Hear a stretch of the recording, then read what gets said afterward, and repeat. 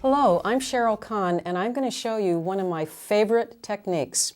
It's called styrofoam plate printing, and all you really need is some paper towels, styrofoam, scissors to cut the styrofoam, ballpoint pen to mark a design. I also have a spray bottle and a big container of water. Underneath my work, I use a product called deli paper or sandwich paper, especially if I'm using fabric, because the fabric will bleed through to this paper, and what will happen is you can tear it and use it for collage. If you're using paper, it won't bleed through. So I'm going to cut kind of an odd shape, and what I'm going to do is I'm going to just draw a simple design. I really love X's. I don't know why, but I think they're very cool. And I like to come in sometimes and just draw triangles. They just add an interesting element. And I'm going to kind of repeat this little circle that I have here. And then I'm going to draw just some parallel lines. So you can see I'm keeping this very simple. So now let us begin. I am using Cheryl Sorbet's Mango, and I'm going to sponge some color on. And I work out of the lid, and I'm going to just sponge, and I'm going to put that aside, and I'm going to put a little bit of violet. This is the Violet Neopaque that I'm using. I'm going to switch my sponge over.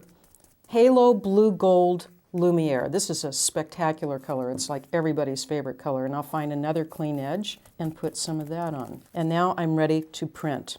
Now, I'm going to just show you printing on dry fabric, and all I do is take this and press it down, and I'm going to get hopefully a good print. You never know what's going to happen, but it doesn't matter because you're going to see another thing that I'm going to do to it. Then you pull it up, and I actually got a pretty interesting print. Now, the other thing I'm going to do is I'm going to take my spray bottle, and I'm just gently going to spray and see what happens to get another print.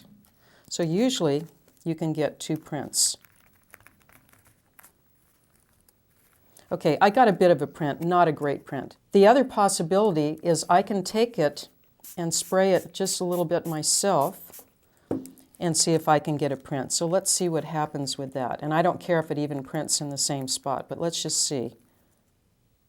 I got a little bit, but not much. So what I'm going to do is I'm going to apply more paint. And at this point, I'm going to just put my sponge in water, and I'm going to let it dry. I have a stack of paper towels over here.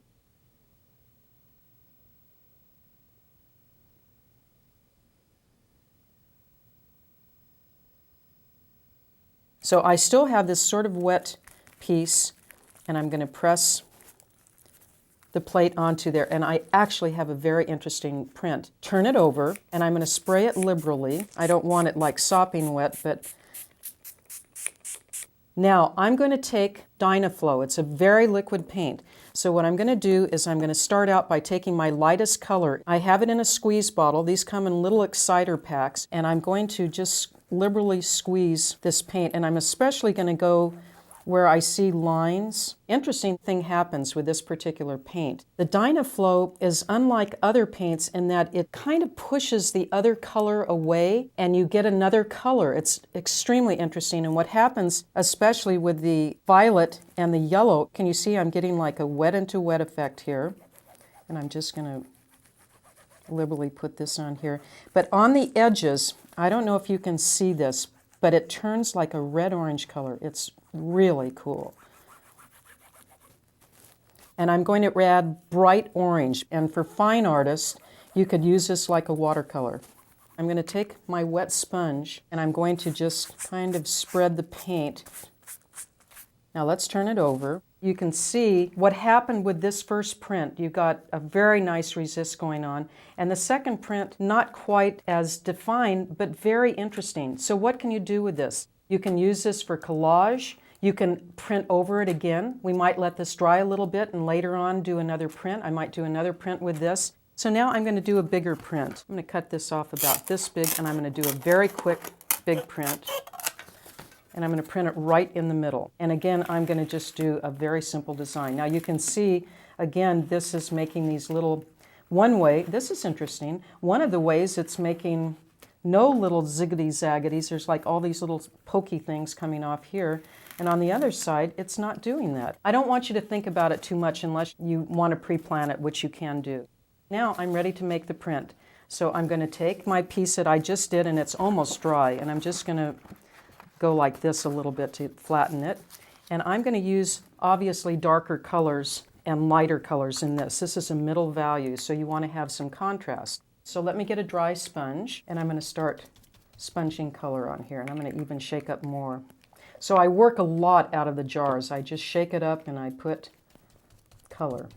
So I'm getting this wonderful pearl on here.